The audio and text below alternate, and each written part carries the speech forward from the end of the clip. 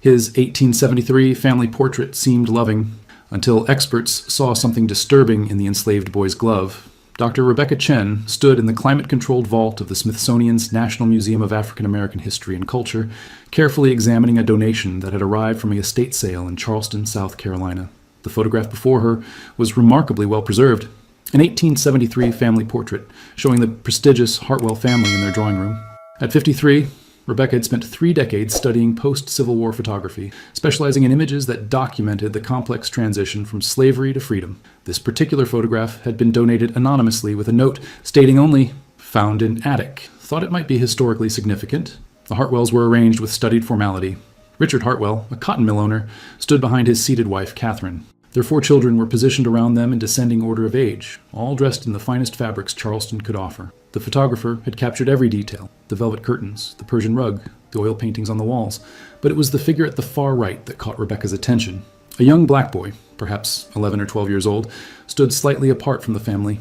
He wore a dark suit that, while clean and properly fitted, was clearly of lesser quality than the Hartwells' clothing. His face held a carefully composed expression, not quite smiling, but not overtly sad either.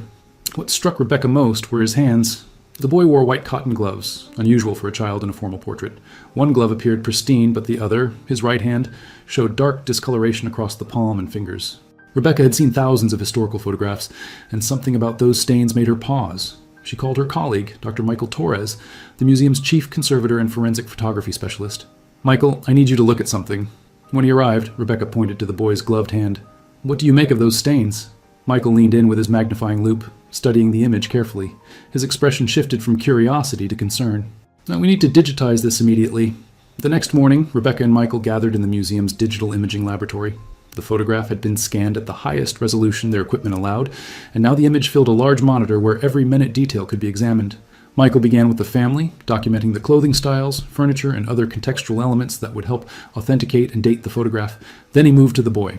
As he increased the magnification on the right glove, both researchers fell silent. The dark stains were not uniform. They formed distinct patterns, concentrated at the fingertips and palm, with smaller spots scattered across the back of the hand. Under high magnification, the texture of the stains became visible. They had soaked into the cotton fibers, creating darker areas where the fabric had absorbed liquid. "I want to run a spectral analysis," Michael said quietly. "These stains have a specific quality that concerns me." Using specialized software, he analyzed the light absorption and reflection patterns of the stained areas. The computer compared them against a database of known substances commonly found in historical photographs: ink, tea, coffee, photographic chemicals, rust, soil. The results appeared on screen, and Michael's jaw tightened. "Rebecca, these absorption patterns are consistent with hemoglobin degradation. These aren't chemical stains or dirt." Rebecca felt her stomach drop. "You're saying that's blood?" "I'm saying we need to confirm it, but yes, the spectral signature matches aged blood on fabric. And given the pattern, concentrated on areas that would contact surfaces during manual labor, I think this child was bleeding when this photograph was taken." They sat in silence, staring at the image. The boy's composed expression took on new meaning. He had stood there, his hand injured and bleeding, forced to pose with the family while in pain. Rebecca pulled up the donation records. "The photograph is dated 1873. That's 8 years after the 13th Amendment. Slavery was abolished." Michael turned to her, his expression grim. "But we both know that didn't mean freedom." Rebecca spent the following week immersed in Charleston archives, reconstructing the Hartwell family history. What she found painted a picture of a family that had adapted skillfully to the post-war economy, maintaining their wealth and status through carefully legal means. Richard Hartwell had owned a modest cotton plantation before the war, with 43 enslaved people documented in the 1860 census. When the Confederacy fell, he pivoted quickly. Rather than attempting to maintain agricultural operations without enslaved labor, he invested in Charleston's emerging textile industry, opening a cotton processing mill in 1867. The mill employed over 60 workers by 1870, most of them black men, women, and children. The wages were minimal, barely enough for survival, and the working conditions were documented in several complaints filed with the Freedmen's Bureau. Workers reported 12-hour shifts, dangerous machinery, and frequent injuries, but what caught Rebecca's attention were the apprenticeship contracts she found in the Charleston County records. Between 1866 and 1874, Richard Hartwell had bound 17 black children to his household and a mill through the legal apprenticeship system. The contracts were virtually identical. Children between ages 8 and 14 were bound to Hartwell until age 21 in exchange for room, board, moral instruction, and training in useful trades. One contract, dated April 1871, listed a boy named Samuel, described as Negro child, approximately 9 years of age, orphaned, bound to Richard Hartwell for a term of 12 years for instruction in domestic service and mill work. No last name. No parents mentioned, though Rebecca suspected orphaned was often a convenient legal fiction. Just Samuel, bound to work for 12 years without wages, without the ability to leave, without legal recourse if mistreated. Rebecca found a mill inspection report from 1872 that mentioned apprenticed children working in the sorting and carting rooms.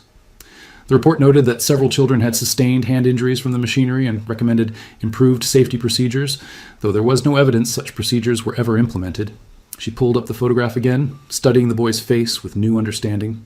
Samuel would have been approximately 11 years old in 1873. To understand what had happened to the boy's hands, Rebecca needed to understand the work he had been forced to do. She contacted Dr. Patricia Okafor, a labor historian at the College of Charleston who specialized in Reconstruction-era industrial working conditions. Dr. Okafor arrived at the museum with a folder full of documentation. Cotton mills in the 1870s were death traps, she said bluntly, spreading photographs and diagrams across the conference table, especially for children.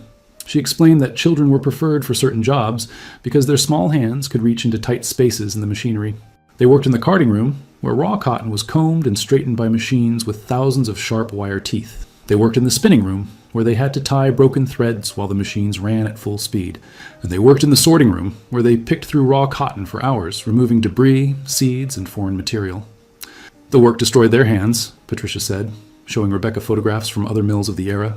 While cotton fibers are abrasive, after hours of handling raw cotton, the skin on their fingertips and palms would become raw, cracked, and bleeding. Add in cuts from the machinery, punctures from cotton stems, and infections from the dirty conditions, and you had children whose hands were constantly injured. She pulled out a testimony from a Freedmen's Bureau investigation in 1873, the same year as the photograph. A mill worker in Charleston had reported, "The children's hands bleed every day. They wrap them in whatever cloth they can find and keep working, because if they stop, they don't eat." Rebecca felt sick. "They made him wear gloves for the photograph to hide the injuries," Patricia nodded. White gloves would seem like a genteel touch, something to make the child look well cared for and properly dressed, but they were really covering up evidence of abuse. Rebecca thought about Catherine Hartwell insisting on the photograph, wanting to document their prosperous, respectable family. She wondered if the woman had even noticed the blood seeping through the cotton, or if she simply hadn't cared. Finding Samuel's full story required detective work across multiple archives. Rebecca started with the Freedmen's Bureau records, searching for any mention of a boy named Samuel, apprenticed to the Hartwells. She found 3 relevant documents that began to piece together his history. The first was a letter dated March 1871, written in careful, uncertain handwriting. "Dear Sir, they say my boy Samuel is apprenticed to Mr. Hartwell Mill, and I cannot get him back. I am his mother, and I can provide for him. Please help me, sir. Respectfully, Ruth." No last name, no address, just Ruth. Rebecca's hands trembled as she photographed the document. The second document was the response from a bureau agent. "Examine the apprenticeship contract for the Negro boy Samuel. The binding was conducted according to South Carolina law. The child was deemed to be in need of supervision and training. Mother's petition is denied." The third was a note in the margin of a bureau record book. "Ruth, washerwoman, appeared at office multiple times, requesting return of son Samuel, age 9, apprenticed to R. Hartwell.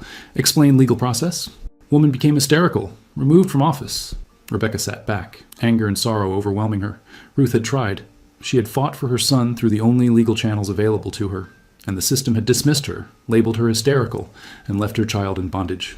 Working with a genealogist specializing in African American family history, Rebecca found Ruth's trail through church records and city directories. She had been enslaved on a rice plantation outside Charleston until 1865. When freedom came, she had made her way to the city with her 2 children, Samuel and a younger daughter named Grace. Ruth had found work as a washerwoman, exhausting labor that paid barely enough to rent a single room. In 1871, a white neighbor reported to authorities that Ruth's children were inadequately supervised while she worked. The county court took Samuel that same month, binding him to Hartwell. Grace was taken 6 months later and apprenticed to a different family. Ruth had continued working, continued trying to get her children back, and continued being denied.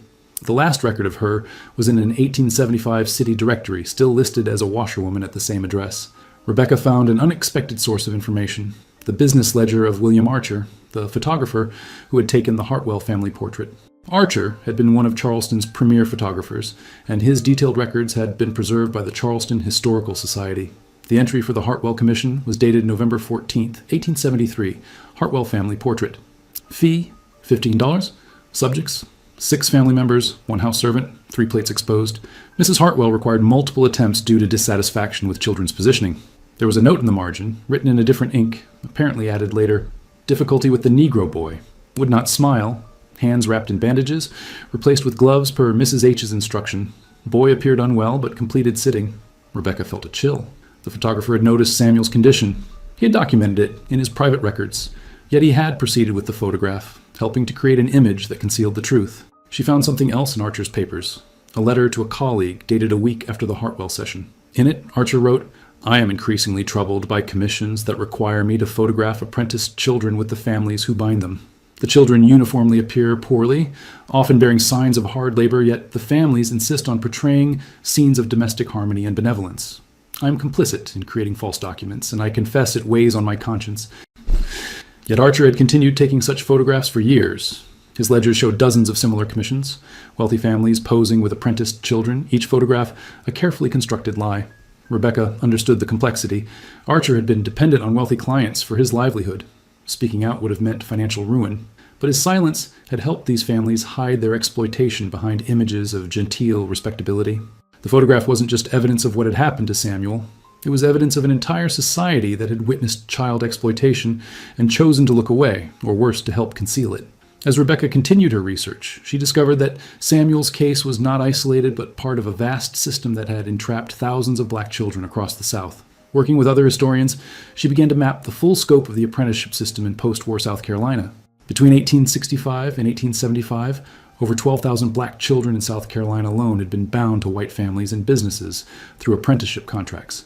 The pretense was always the same. The children needed moral instruction and training in useful trades. The reality was forced labor. Rebecca found legislative records showing how the system had been designed. In 1865, even before South Carolina was readmitted to the Union, the state had passed its Black Code, a series of laws specifically targeting freed black people. The apprenticeship law gave county courts sweeping authority to bind black children to white guardians if their parents were deemed unable to support them, or if the children were found wandering or idle. The definitions were deliberately vague and selectively enforced. A black child walking home from school could be picked up as wandering. A black parent working long hours could be deemed neglectful for leaving children unsupervised. The system was designed to separate black families and provide white employers with a captive labor force. Rebecca found testimony from a federal investigation in 1874. A Freedmen's Bureau agent had reported, "The apprenticeship system as practiced in South Carolina is slavery by another name.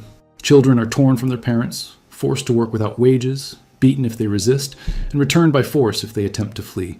The only difference from the old system is that now there's a piece of paper that calls it legal." That investigation had led to some reforms, but enforcement was weak and inconsistent. Many children remained bound for years after the system was officially challenged.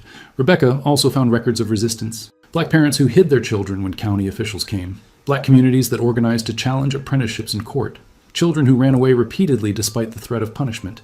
And black newspapers that documented and protested the system, though their voices were largely ignored by white authorities. The most difficult part of Rebecca's research was discovering what had happened to Samuel after the photograph was taken. She worked with genealogist Marcus Williams, who specialized in tracing post-emancipation African-American families through fragmentary records.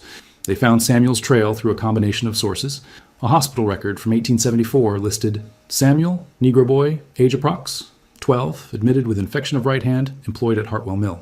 The treatment notes described severe lacerations and embedded cotton fibers requiring surgical removal. The infection had been serious enough to hospitalize Samuel for 2 weeks. Rebecca found the bill in Hartwell's business papers, $8 for medical care, noted as an unexpected expense for apprenticed boy. After his release, Samuel had returned to the mill. But in 1876, when he was approximately 14 years old, something changed. The Freedmen's Bureau records contained a report filed by a Union Army officer, still stationed in Charleston. He had encountered Samuel on the street with infected wounds on both hands and had taken him to the Bureau office. The officer's report was scathing. "This boy has been worked nearly to death. His hands are so damaged that he can barely use them. He reports being beaten for working too slowly due to his injuries. This is not apprenticeship. This is torture." The Bureau agent who received the report had finally acted, declaring Samuel's apprenticeship void due to evidence of extreme mistreatment. Samuel was released from the Hartwell household in August 1876, 5 years after being taken from his mother. But Ruth was gone. Marcus found a death record. Ruth, Negro woman, washerwoman, died June 1876, consumption. She had died just 2 months before Samuel was freed, never knowing her son would be returned. Samuel had been 15 years old alone, with permanently damaged hands that would affect his ability to work for the rest of his life. Rebecca and Marcus traced him through city directories and church records, finding that he had survived, working as a porter and later as a custodian. He had married in 1884 and had 3 children. The photograph Rebecca had been studying was taken just a year before Samuel's hospitalization, capturing him at a moment when his hands were already damaged, but his suffering would intensify before anyone intervened. Rebecca stood in the museum's exhibition design room, surrounded by photographs, documents, and artifacts that told Samuel's story and the stories of thousands of children like him. The exhibition, titled Hidden Wounds, Child Labor After Emancipation, was scheduled to open in 3 months. The centerpiece was the Hartwell family portrait, now displayed on a large screen, where visitors could zoom in on details themselves. Beside it hung a forensic analysis, showing how modern imaging technology had identified the bloodstains on Samuel's glove. Adjacent panels displayed the apprenticeship contract that had bound Samuel, Ruth's letters begging for his return, and the hospital records documenting his injuries. But Rebecca had insisted on something more. Working with Marcus and descendants of other apprentice children, she had created a memorial wall listing every name they could find of children bound through South Carolina's apprenticeship system. Over 8,000 names filled the wall, each one representing a childhood stolen, a family separated. Many names were incomplete, just first names or initials, as the county records often didn't bother documenting full identities for black children. But each name was there, bearing witness. Rebecca had also tracked down Samuel's descendants. His great-great-grandson, a teacher named David Collins from Atlanta, had traveled to Washington to see the exhibition before it opened. He stood before the photograph for a long time, studying his ancestor's face. "I knew some of the family history," David said quietly. "My grandmother told me that Samuel had been taken from his mother as a child and forced to work in terrible conditions. She said his hands were scarred his whole life. But I never knew there was a photograph." Rebecca showed him the forensic analysis, explaining how the bloodstains had been identified. David's jaw tightened. "They made him pose like that. Bleeding, in pain, and they smiled for the camera like everything was perfect. The photograph was meant to hide the truth," Rebecca said. "But now it's going to reveal it. Samuel's story is going to be told, and people are going to understand what was done to him and thousands of other children." The exhibition opened on a humid morning in June 2024. Rebecca had expected a modest crowd, but over 500 people attended the opening, many of them descendants of apprenticed children who had found their ancestors' names on the memorial wall. The Hartwell family portrait dominated the first room, displayed at eye level where visitors couldn't avoid confronting it. An interactive screen allowed people to zoom in on Samuel's glove themselves, watching as the magnification increased and the dark stains became unmistakable. Many visitors stood there for several minutes, silently processing what they were seeing. Audio stations throughout the exhibition played. Ruth's letters read aloud, her desperate voice recreated by an actress. "They say my boy Samuel is apprenticed to Mr. Hartwell Mill, and I cannot get him back. I am his mother, and I can provide for him." Visitors wept openly as they listened. The exhibition explained the legal framework that had enabled the apprenticeship system, displaying the actual text of South Carolina's Black Code alongside testimonies from parents and children who had been separated. It showed how the system had provided white families and businesses with free labor while destroying black families and traumatizing an entire generation of children. But it also showed resistance and survival. Photographs of black communities organizing, court cases that challenged apprenticeships, newspaper articles from black papers demanding justice. And it showed what became of the children. Those who survived went on to build lives, families, and communities despite the trauma inflicted on them. David Collins stood beside Rebecca as reporters gathered for interviews. "This is my great-great-grandfather," he said, gesturing to the photograph. "Samuel survived what was done to him. He built a family. He made sure we knew our history, even the painful parts. This exhibition is important because it shows that emancipation didn't mean freedom. It shows how systems of oppression adapted, how they found new legal ways to exploit and harm black people, especially children." A reporter asked Rebecca what she hoped people would take from the exhibition. She thought about Samuel's bleeding hand hidden beneath that white glove, about Ruth's unanswered letters, about the thousands of names on the memorial wall. "I hope people understand that historical photographs aren't neutral documents," she said. "They were created by people with specific intentions, often to present a particular image to the world. We have to look closer, question what we're seeing, and search for the truths that people tried to hide. And I hope people recognize that the legacy of slavery didn't end in 1865. It continued through systems like apprenticeship, and understanding that history helps us recognize when similar systems of exploitation exist today." The exhibition would travel to museums across the country. Samuel's story, hidden for 151 years beneath a white glove and a family portrait, would finally be told. The photograph that was meant to showcase the Hartwell family's respectability had instead become evidence of their cruelty and a testament to a child's suffering. Samuel's truth could never be hidden again. The stains on his glove, once concealed, now spoke clearly across the decades. This happened. Remember, never again.